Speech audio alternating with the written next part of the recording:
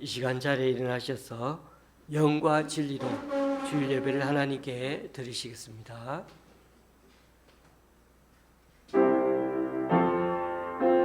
찬양하라 찬양하라 내 영혼아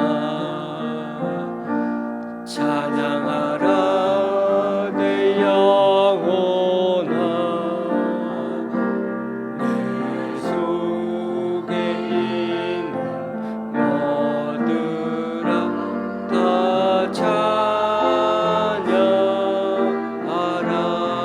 경배하라 경배하라 내 영혼아 경배하라 내 영혼아 내 속에 있는 것들아 다 경배하라 감사하라 감사하라 내 영혼아 감사하라 내 영혼아 내 속에 있는 것들아 다 감사하라.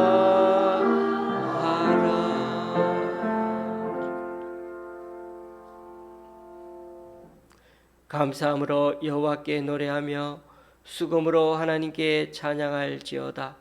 그가 구름으로 하늘을 덮으시며 땅을 위하여 비를 준비하시며 산에 풀이 자라게 하시며 들짐승과 우는 까마귀 새끼에게 먹을 것을 주시는도다.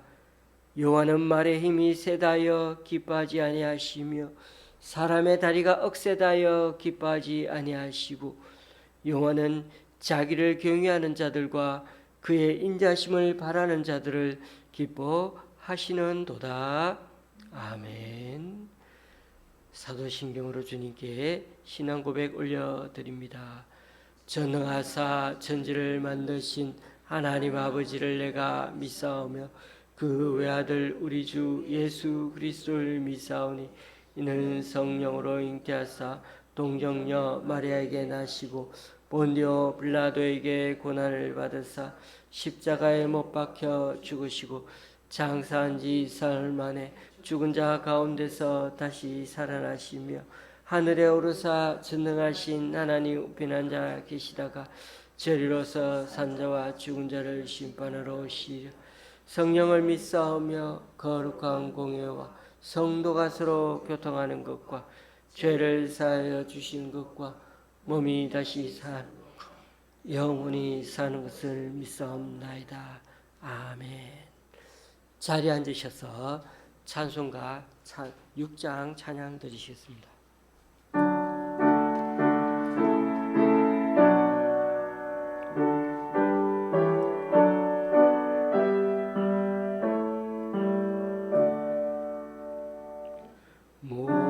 목소리 높여서 주 찬양하여라. 영광과 권세와 존귀와 위엄을 오늘이 다스리시는 만왕의 왕께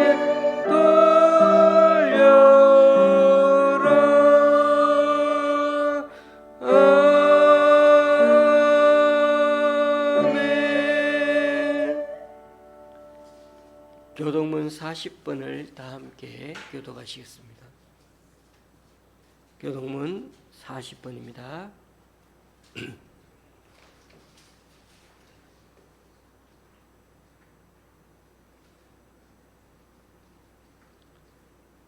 새 노래로 여호와께 노래하라.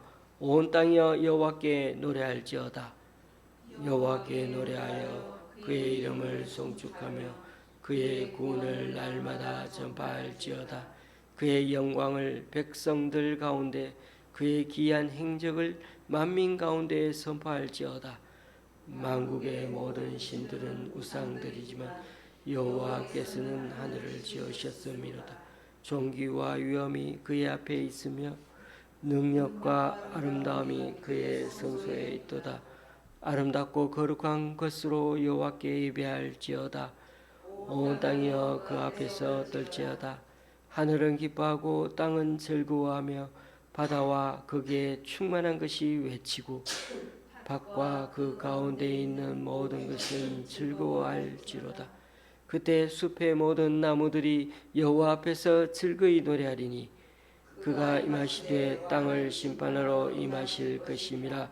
그가 의로 세계를 심판하시며 그의 진실하심으로 백성을 심판하시리로다. 아멘. 우리 찬송가 356장입니다.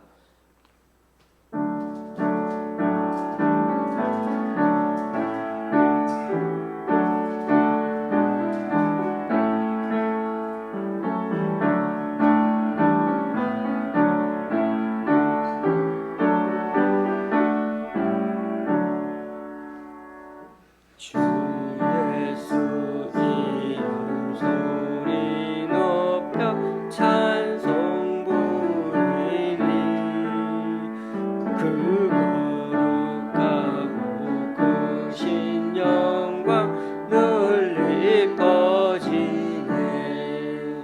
나의 영혼 싸울 때 나의 영혼 싸울 때 주 나의 대장 되시사 나를 인도하소서.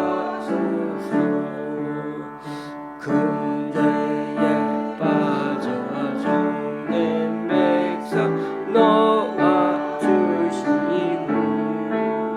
그 영광 나라 백성에게 하여 주소서. 나의 영혼 싸울 때 나의 영혼 싸울 때 주 나의 대장 되시사 나를 인도하소서. 내 영의 원수 이기림을 누가 주시리라. 악한 마음이 정목하니 구주 예수라. 나의 영혼 싸울 때 나의 영혼 싸울 때 주 나의 대장 되시사 나를 인도하소서. 내 영혼 고통을 새 사람 되고 힘을 주사 승리 생활하게 하소서. 나의 영혼 싸울 때 나의 영혼 싸울 때 주 나의 대장 되시사 나를 인도하소서.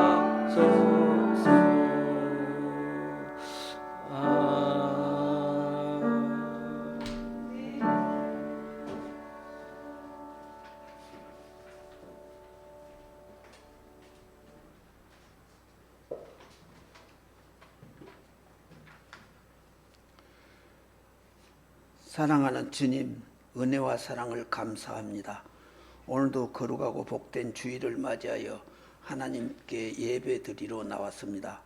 우리의 몸과 마음과 정성을 다하여 드리는 이 예배를 통하여 하나님 영광 받으시고 저들에게는 한없는 은혜의 시간이 되도록 인도하여 주시옵소서. 우리가 늘 하나님의 말씀에 순복하며 하나님을 기쁘시게 하는 삶을 살아야 할 터인데 지난 한 주간도 되돌아보면 말씀에 온전히 순복하는 삶을 살지 못했음을 고백합니다. 원하고 비웃기는 주야로 말씀을 묵상하면서 그 말씀에 온전히 순복하는 삶을 살게 인도하여 주시옵소서. 부족하고 연약하여 넘어지기 잘하는 저희들에게 새 힘과 능력을 베풀어 주셔서 하나님을 기쁘시게 하는 삶을 살게 축복하여 주시옵소서. 날마다 주님의 말씀을 묵상하면서 그 말씀을 마음속에 깊이 새겨서 온전히 순복하는 삶을 살아가게 인도하여 주시옵소서.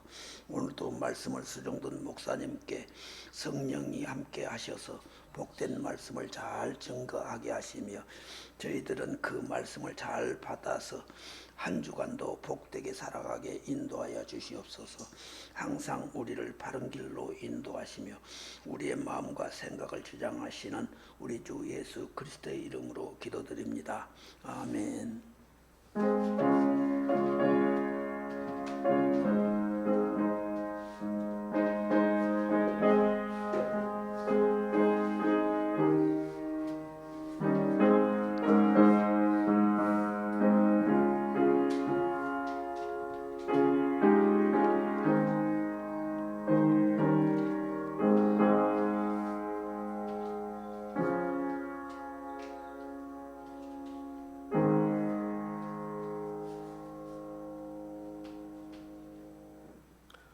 오늘 우리에게 주시는 하나님의 말씀은 요한계시록 22장 1절에서 5절까지입니다. 제가 가지고 있는 신약 성경은 422쪽입니다. 요한계시록 22장 1절에서 5절까지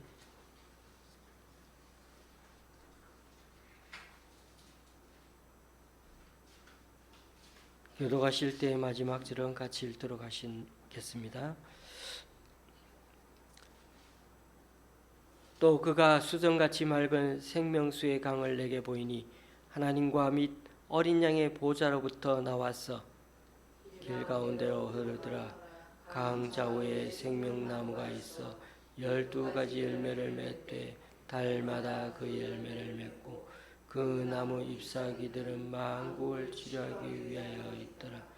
다시 저주가 없으며 하나님과 그 어린 양의 보좌가 그 가운데 있으리니 그의 종들이 그를 섬기며 그의 얼굴을 볼 터이요 그의 이름도 그들의 이마에 있으리라. 다시 밤이 없겠고 등불과 햇빛이 쓸데없으니 이는 주 하나님이 그들에게 비치심이라. 그들이 세세토록 왕노릇하리로다. 아멘.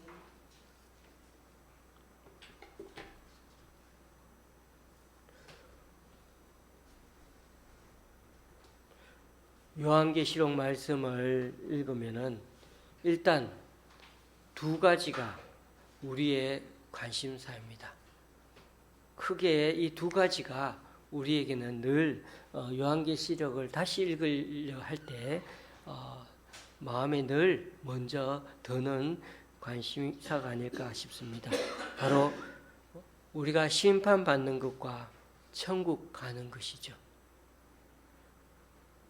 저나 여러분이나 다 사람인지라 솔직하게 그렇지 않습니까? 갈수록 더더욱 우리가 죽을 날이 더 가까이 오면 갈수록 이런 말씀이 더 어떻게 보면 피부로 와닿게 됩니다. 과연 나는 심판받을 짓을 전혀 안 했을까?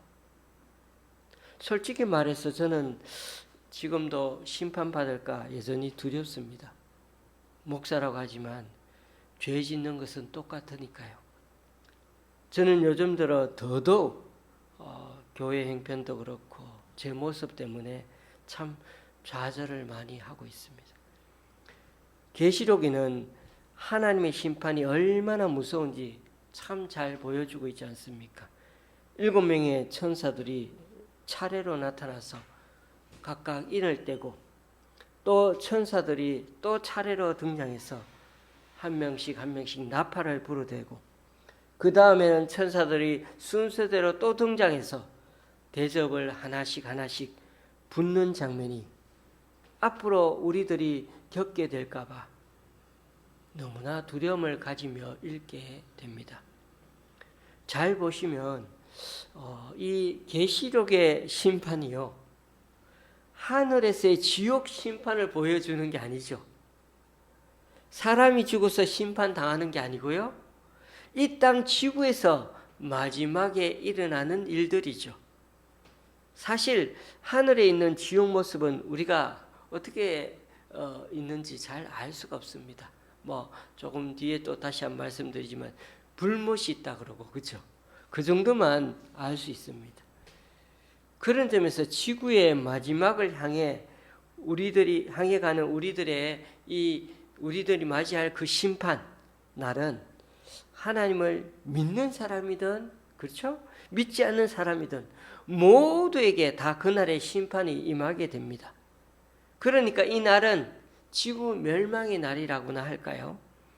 교우님들, 지금도 벌써 많은 조짐들이 벌써 많이 보이고 있지 않습니까? 우리나라 기후만 아니라 전 세계 지구 온난화 현상 때문에 얼마나 난리를 많이 겪고 있습니까?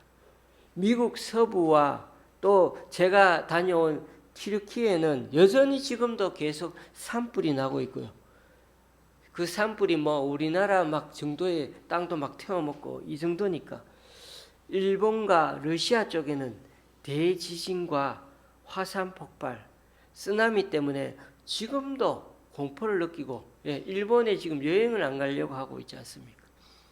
그러니까 앞으로도 지구에 엄청난 재난과 환란이 닥치게 되는 것은 기정사실인데, 그런 재난과 환란이 일어나면 어떨 때는 하나님이 그런 어려움에서 당신의 백성을 지켜주실 때도 있지만은, 그러나 어떨 때는요, 그런 재난과 환란을 당하도록 내버려 두시기도 하신다는 겁니다. 그렇게 해서 하나님을 믿다가 죽는 사람들, 순교자들도 생긴다고 말씀하십니다. 교우님들, 계시록에서 그려지고 있는 그게 남아있는 우리 성도에게 당부하는 교훈은 뭘까요? 딱 한 가지죠. 끝까지 잘 견디고 인내해서 믿음을 지켜내라는 것입니다. 저와 여러분, 지금까지 달려온 대로 믿음을 잘 지켜낼 수 있기 바랍니다. 이 세상에서 제발 엉뚱한 짓 하지 말고요, 정말 하나님이 기뻐하시는 일인지 늘 생각해 보며 우리가 살아가야 되겠습니다. 우리는 이제 천국 갈 사람인데요, 제발 잘 생각하며 행동하시되 내 주변 사람들에게 속아가지고 유혹에 빠져들면 절대 안 됩니다. 하나님, 제가 귀가 얇아서요 죄 지었는데 좀 용서해 주세요. 하나님 앞에서는 그런 게 안 통합니다. 하나님은 우리를 너무나 잘 알고 계시기 때문이죠. 여러분, 세상 죄를 짓는 것도 벌받는 일이지만요, 하나님 앞에서 죄를 지으면 혹독한 심판이 준비되어 있어요.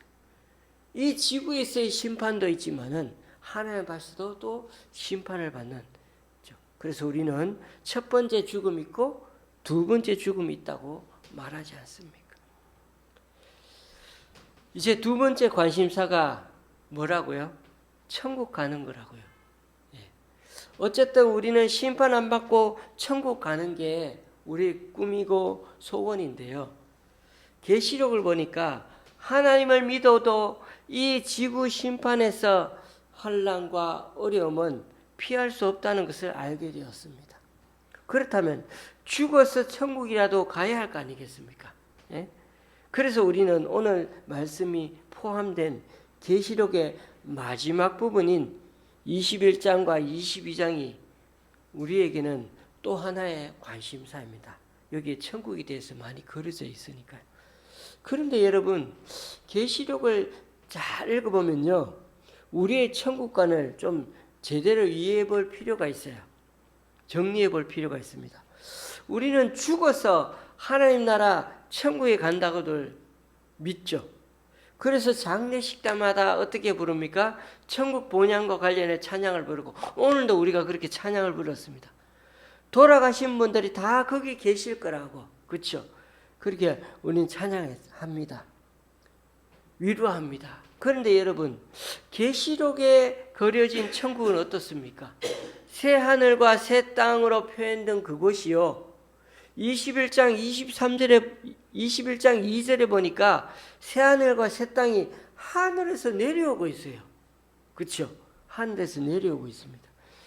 이 지구가 다 심판으로 망하고 난 뒤에 이곳에 다시 내려오는 건지 그건 분명하지가 않지만은 하나님의 새 피조물이 된 하나님 백성들이 새롭게 단장된 그런 주거지역에서 영원히 살아가게 된다는 것입니다. 그런데 그것이 하늘에서 내려온대요. 이 지구에 내려오는지 어디에 내려오는지 모르지만, 그러므로 교우님들, 이 땅에서 지구 멸망의 심판이 남아있다는 사실, 절대로 잊지 말아야 되겠죠? 또 그 심판과 동시에 새 하늘과 새 땅으로 바뀌어지는 것 또한 우리는 믿어야 합니다.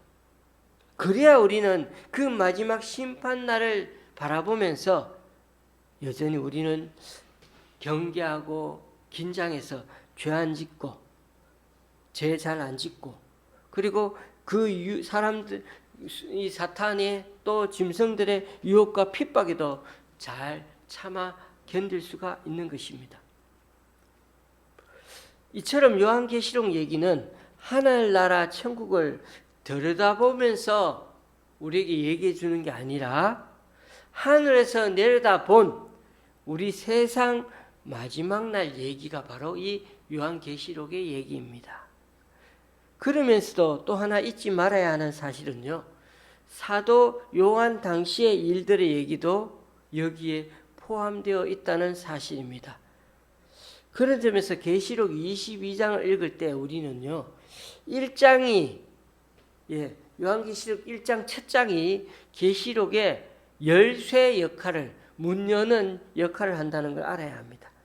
1장을 잘 이해해야 계시록을 이단 사이비 같이 절대로 그렇게 계시록을 이해하고 보지 않게 됩니다. 열쇠로 집 문을 열 때부터, 제대로 열 때부터 그 집 내부를 제대로 살펴볼 수가 있는 거죠.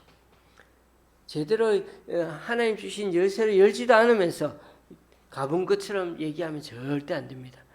계시록 1장 19절에 보면 사도 요한이 7 금초대 사이에 계신 그 성자 예수님을 만났을 때 예수님이 말씀하시기를, 네가 본 일들, 즉 지금 있는 일들과 이 다음에 머지않아 일어날 일들을 거기에다가 적어두라고 했습니다. 그러니까 요한계시록 내용은요, 미래 시점의 예언과 환상도 담겨 있지만요, 요한 당시 핍박받고 고난받는 사건과 일들에 대한 얘기도 여기에 담겨 있습니다. 그래서 어떻게 보면 이 사도 요한이 쓴 요한계시록은 이중삼중적으로 예언이 되어 있고, 그 시대 또 상황들을 또한 이렇게 얘기하는 그런 본문이기도 합니다. 1장에 보면 이 계시의 말씀이 여러분 어떻게 지금 우리에게 전해졌는지 그 경로에 대해서 나와 있는데요, 하나님이 예수 그리스도에게 계시를 주셨죠. 말씀하셨죠. 또 성자 예수님은 천사를 통하여 사도 요한에게 알려주셨다고 합니다. 그리고 요한은 이 많은 내용들을, 얼마나 많습니까? 22장까지 있는 내용들을 또다시 두루마리로 아주 잘 기록해가지고 소아시아에 있는 7 교회를 정확하게 딱 7 교회를 찍어가지고 그곳에 회람용 서신으로 그렇게 보내었다고 합니다. 한 번에 한 통만 보내가지고 다 뺏겨서 이렇게 돌아보면서 읽으라고 했는지, 아니면 이 사도 요한이 7통으로 적어가지고 그 각자 보냈는지는 알 수 없지만요, 어쨌든 그렇게 7 교회에 정확하게 보냈습니다. 그리고 이것이 하나의 말씀, 성경으로 채택이 되어가지고, 그죠? 2000년 후에 이 편지가 2000년이 지났어도 오늘날까지 시대와 지역을 초월해서 여러 언어로 번역되어서 오늘날 교회 성도에게도 말해주고 또 미래에 닥칠 심판의 날을 준비하는 말씀으로 지금까지 우리에게 경고해 주고 있습니다. 그러니까 정리해 보면 하나님, 예수님, 천사, 사도 요한, 일곱 교회 그리고 오늘날 성경으로 우리에게 전해지고 있다는 점에서 계시록의 말씀은 그 권위가 바로 하늘에서 나온 것이기 때문에 반드시 이거는 그냥 예측한 얘기가 아니라 반드시 일어날 일들인데 단지 이 내용에는 상징과 좀 추상적인 환상으로 표현되어 있기 때문에 좀 해석이 필요하고 그 해석이 중요하다는 것입니다. 잘못 해석하면요, 이게 전부 이제 삼천포로 빠져서 이단 사이비가 될 경우가 많다는 거죠. 교우님들, 21장과 22장에 나오는 천국 모습을 잘 보십시오. 하늘에서 내려오는데 이 지구 자체가 다 없어지고 또 다른 곳에다가 이 새하늘과 새 땅이 마련되는 것인지, 아니면 이 지구 위에 모든 게 다 멸망되고 그 위에 새하늘과 새 땅, 새 예루살렘 도시가 건설되는 것인지는 정확하게 잘 모르겠습니다. 어쨌든 새하늘 새 땅이 하늘에서 내려오고 그 위에 세워진 새 예루살렘은 어떤 모습입니까? 새 예루살렘 크기를 당시 길이 단위로 묘사했는데요. 가로 세로가 똑같은 정사각형인 도시라고 합니다. 그런데요, 그게 도시가 아니에요. 가로가 2200km, 세로가 2200km 정도를 말합니다. 스타디온이라는 그 단어를 사용해서 이렇게 계산을 해보니까 가로가 2200km, 세로가 2200km. 이 정도 크기가 여러분 잘 이해가 안 되시죠? 이 정도는 말씀드리면 미국 땅의 반 정도로 생각하시면 됩니다. 여러분, 미국 땅이 얼마나 넓습니까? 그렇죠? 미국 땅이 세계에서 세 번째로인가 넓습니다. 그런데 이 미국 땅이 그 세로가 지금 이 2200km거든요. 그러니까 가로는요, 미국 땅이 2배입니다. 그러니까 미국 땅의 반 정도가 지금 여기 말하는 새 예루살렘 크기입니다. 지금 여기 요한계시록에 표현된 대로 하면 말입니다. 그러니 이 정도 크기면은 한 나라죠. 우리나라보다는 정말 훨씬 더 크니까 말입니다. 그 성벽의 두께가 말이 안 되는데요. 65cm가 아니라 65m나 된다고요. 거기 나와 있는데 계산하면 그만큼 성이 튼튼하다는 거죠. 65cm 해도 큰데 65m 두께가. 그러니 얼마나 65m가 되면 성곽위로 사람들이 그냥 다니, 마차도 다니고도 않겠네요. 거기에다가 동서남북 각각 성문이 3개씩 있다고 그랬죠. 한번 생각해 보십시오, 여러분. 성문이 3개 있다니까, 와, 성문이 많다. 그런데 잘 생각해 보십시오. 성 한쪽 길이가요, 2200km래요. 여러분, 2200km나 되는데 성문이 3개 있으려면요 500km마다 성문이 하나 있어야 돼. 그래서 성문이 사실 많은 건 아니에요. 자, 부산에서 평양까지 거리에 가다 보면 성문이 하나 있고 또 부산에서 평양까지 거리에 가다 보면 성문이 하나 있고, 그럼 여러분 생각해 보십시오. 이 한쪽 면에 이 지금 성문 길이가 얼마나 큰지 아시겠죠? 그러나 이런 규모의 엄청난 성을 아무리 요한이 본다고 할 때 생각해 보십시오.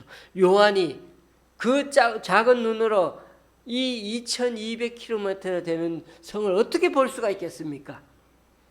결국 이것도 상징적인 환상에서나 볼 수 있는 거죠. 왜냐하면 요즘 이런 성 같은 데 사는 사람들 있습니까? 없습니다. 사도 요한이나 있을 때야 성 지어놓고 사람들이 살고 있었지만은 지금 오늘날 모든 사람들은 다 도심의 편리한 시설 속에 살고 있죠. 성지을 필요가 없습니다. 그러니까 요한이 환상을 봤을 때는 금방 이 사도 요한이 요한계시록의 이 환상들을 들으면 금세 이해가 됐지만은 오늘날 우리들은 이 요한계시록을 볼 때 참 힘들어요. 오늘날 이런 걸 상상이 안 되거든요. 만약 오늘날 천사들이 우리에게 다시금 계시해 준다면요, 천국의 모습을 계시해 준다면 과연 이런 천국을 여전히 보여주겠습니까? 저는 아니라고 생각됩니다. 그렇죠? 그래서 영험하다는 기도원 출신 사람들이요, 다 천국을 체험했는데 한결같이 그 내용들을 들어보면요, 저도 예전에 막 그런 기도원파 목사님들을 확 그렇게 설교하는 걸 들었는데, 예수님이 막 흰옷 도포도 입고 막 갓도 쓰고, 예, 그렇게 나타나기도 하고요. 천국 집이 막 기와집처럼 엄청난 대궐집처럼 그렇게 막 묘사되기도 하죠. 그런 점에서 실제로 천국은 여러분 어떨까요? 사실 그 실체는 아무도 알 수가 없습니다. 그냥 이 사도 요한의 눈으로, 사도 요한의 꿈으로, 환상으로 하나님 보여주셨기 때문에 그 정도, 그 한계 속에서 사도 요한은 이해했죠. 만약에 사도 요한의 눈으로 정말 이 수천 년 뒤에 일어날 일들을 그대로 보여주다면 사도 요한은 절대 이해하지 못했을 것입니다. 여러분, 또 더 웃기는 거 말씀드릴까요? 신천지 이만희를 한번 생각해 보십시오. 그 사람의 나이가 지금 1931년생으로 만으로 94세입니다. 예? 90대의 노인의 관점에서 성경으로 보니까, 예? 자신이 나중에 천국 가서 가장 영화로운 모습이, 그래서 자기가 막 운동 경기장에 체육관에 뭐 신천지 멤버들 다 모아놓고 항상 자기가 나타나는 모습이 뭡니까? 왕들처럼 금색 옷을 입고 머리에 왕관 같은 걸 걸치고 가마 타고 행차하는 그 모습이 자기에게는 최고인 줄 압니다. 예? 자신이 보기에는 엄청난 자기가 존재인 것 같아도 누가 봐도 그 사람은요, 조금만 그래도 헉헉거리고 힘들어하는 노인인데, 그렇죠? 그래서 몸속에 오장육부 중 하나라도, 예? 잘못되면은, 이상이 생기면 금세 결국 병원 신세를 져야 하는 존재가 바로 그런 한계가 있는 인간이 얼마나 연약한 인간인데 말입니다. 그러므로 오늘 본문에 나타난 환상의 장면들은 하늘에서 커다란 안목으로 바라볼 때에만 의미가 있는 것입니다.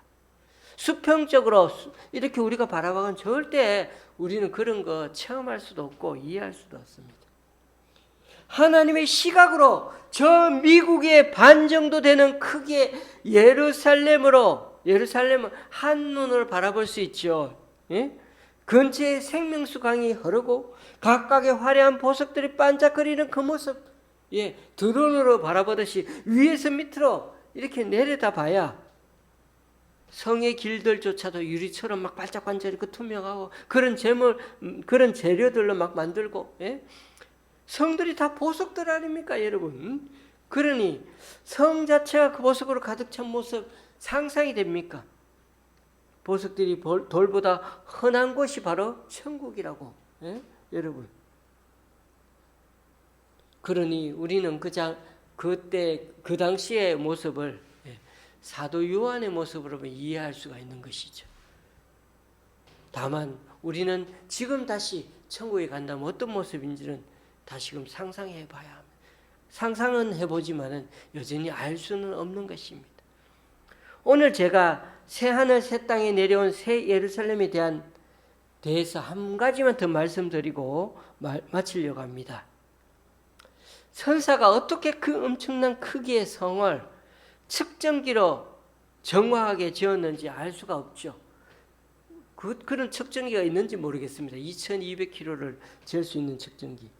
어쨌든 여기서 중요한 점은요, 우리가 나중에 거할 곳은 그만큼 엄청나다는 뜻이죠. 뭐 2200km 되는지 그게 중요한 게 아니고 12,000 스타디온이라는데 사실 12라는 것은 완전 쓰잖아요. 그냥 그렇게 표현한 겁니다. 그죠? 어쨌든 간에 하나님이 우리들이 그하기에 완전하고 충분하고 그런 것을 하나님께서 그렇게 예비하셨다고 우리는 알 수 있습니다. 그리고 하나님이 아주 든든히 보호하시니까 그냥 65m나 되는 그 튼튼한 성이라고 그런 것처럼 아무도 넘볼 수 없는 곳이 바로 그 예루살렘 성이다. 그런 뜻이죠. 거기에는요 밤이 없다고 하죠. 추위나 더위같이 고통받는 것도 없고요. 병도 아픈 병도 생기지 않고 병도 생기지 않고 아프지도 않고요. 그것만 없을까요? 매일 먹고 마시는 게 있는지 없는지 잘 모르겠지만 사실 농사를 안 지으니까 없을 것 같아요. 그죠? 그런데 꼭 있는 것도 있죠. 에덴 동산에서처럼 강 좌우에 생명나무가 있고요. 거기서 매달 열매가 맺는다고 하죠. 그리고 21장 22절에 보니 아무리 찾아봐도요. 거기에 사도 요한이 눈 닦고 봐도 뭐가 없다고요? 성전이 없다고 합니다. 성전이 있어야 되는데 성전이 있어야 되는데 이스라엘 백성들 얼마나 그 성전이 중요합니까? 그런데 왜 성전이 없나 보니까 거기에 이유도 있습니다. 하나님 자신이 그 성전이 되시기 때문이라는 거예요. 이게 무슨 뜻인지 아십니까? 여러분, 이스라엘 백성들 가운데 하나님이 성막이 있게 된 과정을 한번 생각해 보십시오. 그러면 거기서 답을 얻을 수 있습니다. 이스라엘 백성 대표인 모세가 시내산에 한 번씩 올라가서야 겨우 하나님을 대표로 배울 수가 있었죠. 그때부터 하나님이 다시금 이스라엘 백성들 진중앙에다가 머물기 위해서 성막, 너희들도 이렇게 장막을 짓고 사는데 나도 장막을 지어서 거기에 너희들과 같이 있겠다. 그래서 성막이 하나님의 임재를 상징하게 되었죠. 그러다가 다윗이 아예 성막을 성전으로 더 아름답고 멋있게 고증되게 지으려고 했고 그 아들 솔로몬 때부터 결국 성전이 지어졌죠.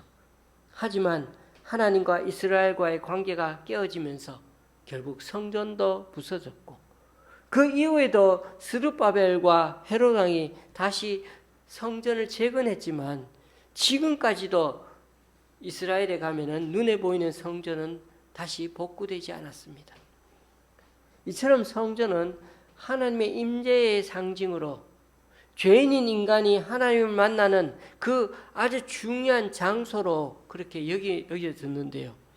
이러한 성전이 천국에서 필요 없다는 것은요.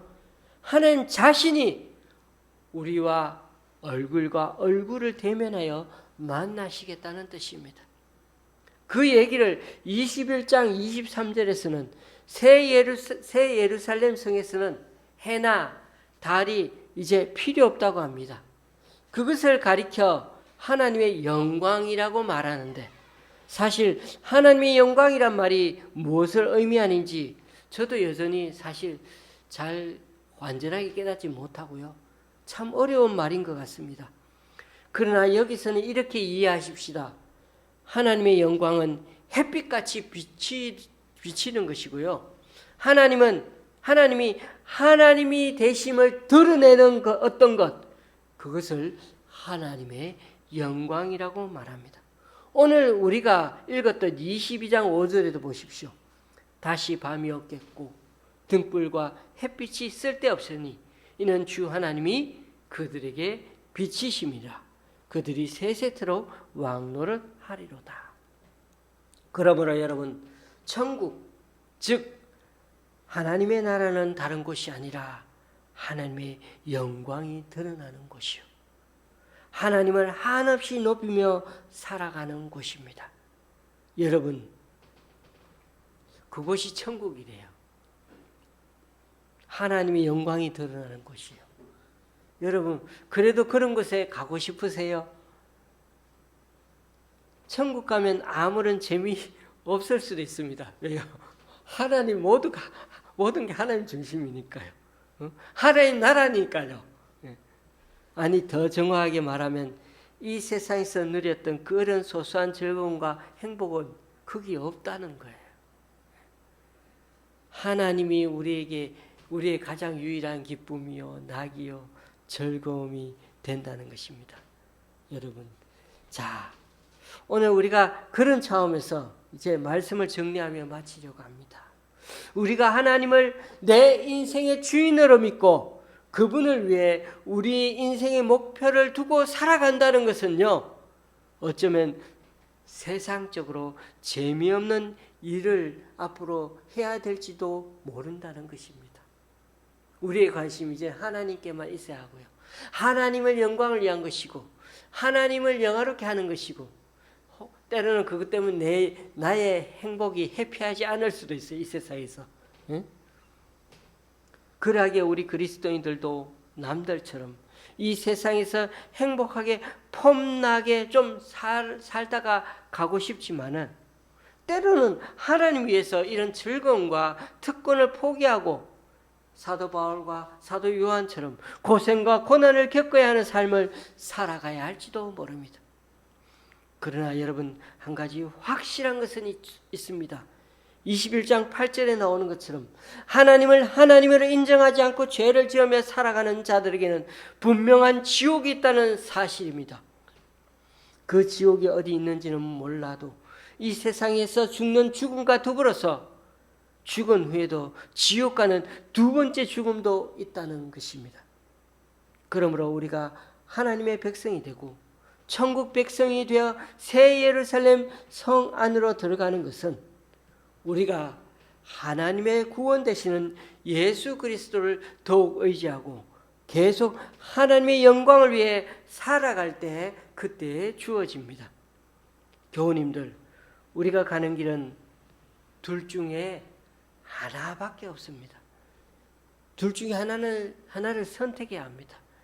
세상 사람들처럼 세상이 주는 즐거움과 행복을 목적으로 해서 그것을 향해 계속 달려갈 것인지, 아니면 사도 요한이 보여주고 들려주는 이 천국의 비전을, 요한계시록의 비전을 실제 우리들 삶의 진짜 목적으로 진지하게 받아들여서 하루하루 오로지 주님만 바라보고 하나님의 영광을 위해 우리의 돈도 남은 시간도 우리의 마음도 아끼지 않고 사용하면서 또 투자하며 살 것인지, 이 둘 중에 하나밖에 없습니다.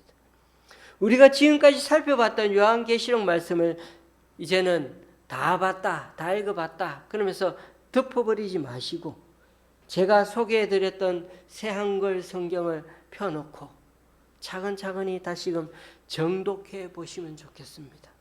그래서 하나님이 예수 그리스도를 통해 전해주신 이 말씀을, 그리고 천사를 통해 사도 요한에게 주신 이 말씀을, 이제는 7교회에 적어보낸 이 놀라운 말씀들이 성경 말씀으로 우리들 각자에게 잘 더 다시금 수놓아져서 정말 마음에 되새겨질 수 있는 그런 귀한 하나님의 말씀이 될 수 있기를 소망합니다.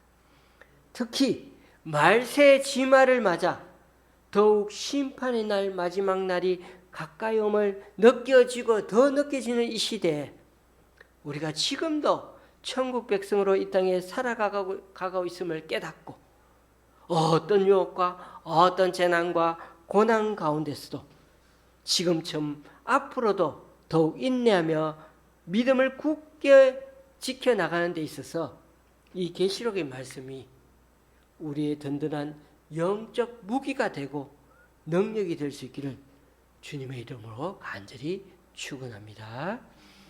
기도하시겠습니다. 요한계시록 말씀을 늘 읽을 때마다 점점 다가오는 지구의 마지막 심판의 날을 생각하며 한동안 두려움에 사로잡힙니다. 이미 예수님이 마태복음에서 이 말세에 이르면 성도 중 많은 사람들이 걸려 넘어지고 거짓 예언자들이 많이 일어나 성도들을 속여 헤매게 만든다고 했으며 불법이 판을 치는 탓에 거기에 속아 사람들 간에 사랑도 많이 식어질 거라고 하셨습니다. 그러나 끝까지 견뎌낸 사람이야말로 구원받을 것이고 복음이 온 세상에 선포되어야 끝이 온다고 말씀하셨습니다. 그러므로 주님, 우리가 살펴보았던 이 계시록에 예언된 여러 환난과 적그리스도의 세력이 혹 우리 가까이에 앞으로도 나타나고 우리들 삶을 여러 모양으로 힘들게 하더라도 천국 백성이라는 이 자부심을 결코 버리지 말고 이 유혹과 핍박 속에서도 그래도 인내하며 주님이 7개에 베풀어 주신 그 격려와 사랑의 은혜를 증거 삼아서 당당하게 이겨내며 살아가는 우리 한 사람 한 사람이 다 되게 하여 주옵소서. 그리하여 언젠가는 하나님을 얼굴과 얼굴로 보듯이 하나님이 계심으로 환하게 빛나는 그 새 예루살렘 성에서 하나님의 영광을 노래하며 꿈꾸는 그 천국 소망이 지금 우리가 살아가는 현실 가운데서도 앞으로도 별빛처럼 빛나는 기쁨이 되고 활력소가 되게 인도하여 주시옵소서. 예수님의 이름으로 기도드립니다. 아멘. 찬송가 484장입니다.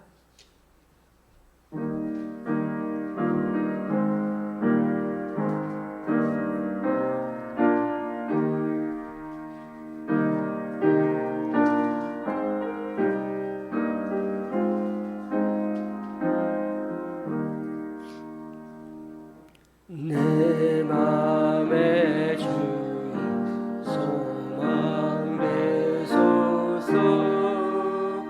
주 없이 모든 일로 되어라. 밤에나 낮에나 주님 생각 잘 때나 깰 때 함께 하소서. 지혜의 주의 말씀으로서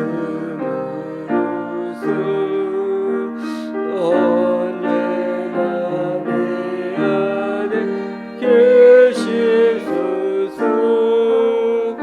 주는 내 아버지 나는 아니 주 안에 내가 늘 함께하네. 세상의 영 아무려도 언제나 주님은 나의 기여. 주님만 내 맘에 계시오니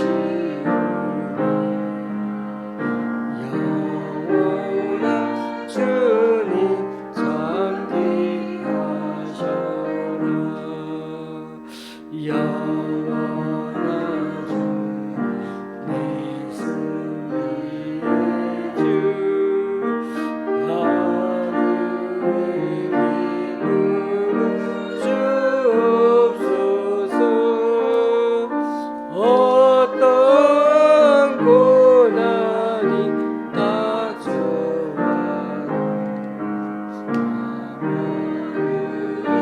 주의 소망되소서.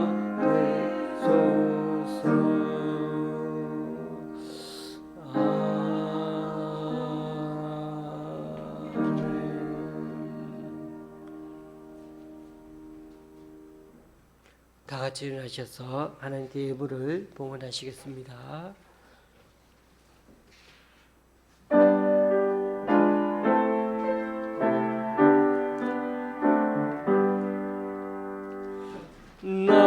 나의 무한 그리니 주여 받아주소서.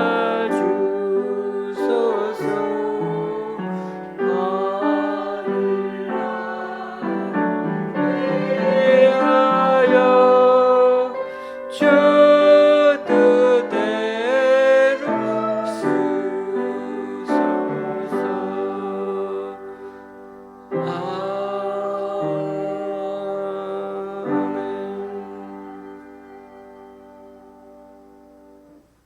주님, 오늘 이 시간 주님 앞에 나와 각자 여러 모양으로 드리는 우리의 정성과 헌금들 기뻐 받아 주시고 쓰이는 곳마다 귀한 결실 맺을 수 있도록 크신 은총으로 덧입혀 주옵소서. 오늘도 5분의 주일 헌금과 1분의 11조 헌금을 주님께 올려드립니다. 또한 김천의 권사님이 수석의 집사님 가정에서 그리고 귀한 예물을 하나님께 올려드립니다. 이분들의 헌신과 성긴 귀하게 받으셔서 이분들을 통하여 하나님 나라가 더욱 확장되게 하여 주시옵소서. 예수님의 이름으로 봉헌 기도 드립니다. 아멘. 우리 앞에 뒤에 인사 나누시겠습니다.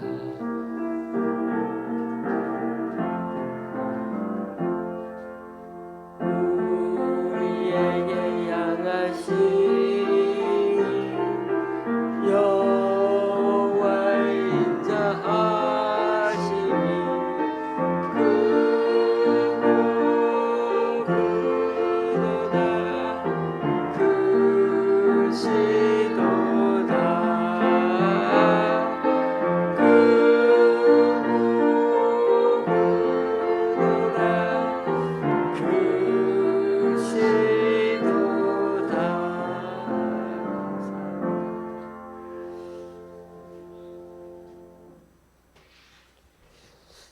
이번 주 목요일이 입추이고 토요일 9일은 말복이라고 합니다.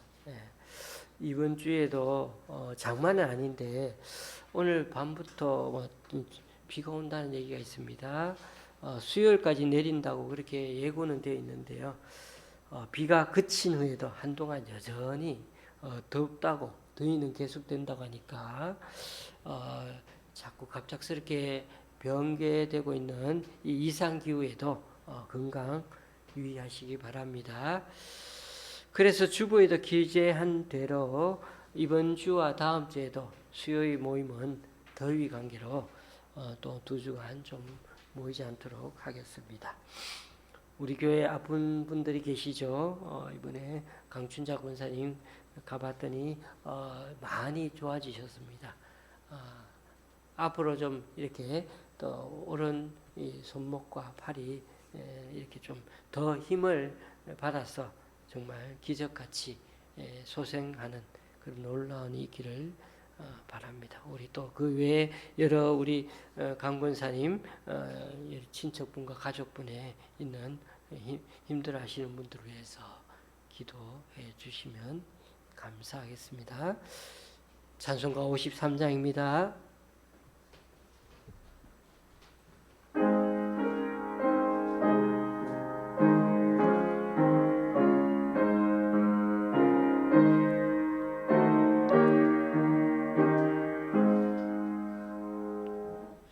성전을 넘어가기 전 정을 숨길 때 주의 손에 계시고 복 내려 주소서. 집으로 돌아가는 게 주동행하시고 빼문오네 샘산을 다 지켜주소서.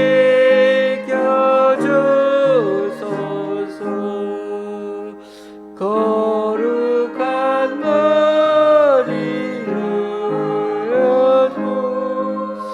저녁이 되도록 주의 맘에 맺대사 주시옵소서.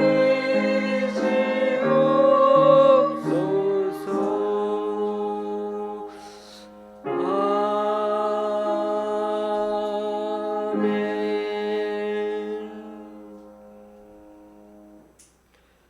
우리 주 예수 그리스도의 은혜와 하나님 아버지의 크신 사랑과 성령님의 교통 교제케 하심이 우리네 삶이 눈 뜨고 있으면 산 것이요 그러나 눈 감고 스스로 움직이지 못하면 아무짝에도 없는 존재가 되는 게 인간인데 지금 우리 각자의 남은 생애의 삶을 이제는 소중히 생각하고 하나님이야말로 우리 인생의 주인이심을 인정하며 바울처럼 사도 요한처럼 별처럼 빛나는 성경 속의 그 신앙 선배들처럼 하나님 사랑, 이웃 사랑에 진짜 목숨 걸고 끝까지 인내하며 앞으로도 살아가기 소망하는 여기 모인 우리 좋은 시학교의 성도님들과 그 가정 위에 병원에 계신 우리 강춘자 권사님 위에 또 여러 사정으로 교회에 나오지 못한 성도님 위에 이제부터 영원히 함께 하시기를 간절히 축원하옵나이다. 아멘.